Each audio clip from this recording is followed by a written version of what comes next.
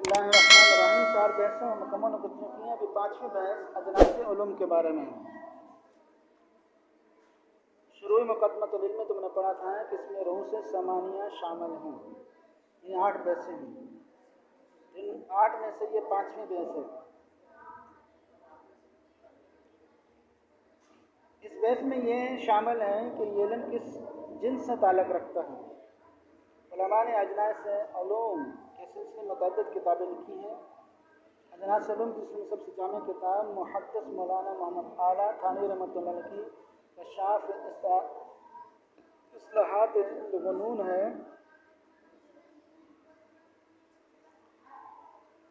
इसमें सबसे जामे किताब ये है। इसमें अजनास के साथ किताबों का भी जिक्र है।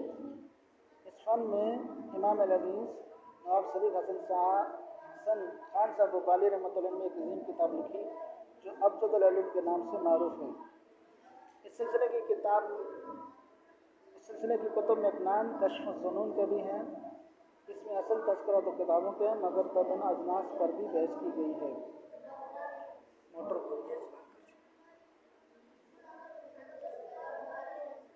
अजनास उलूम में कई तरह की तक़सीमात बयान की गई हैं।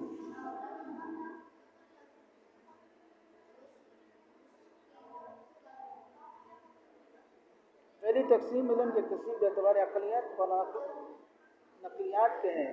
ये अक़ली है, ये नक़ली है। पहली तक़सीम ये इल्म अक़ली है या नक़ली है। इस माने के एतबार से कहा जाता है कि उलूम के अव्वलन 2 किस्में हैं, उलूम नक़लिया और उलूम अक़लिया।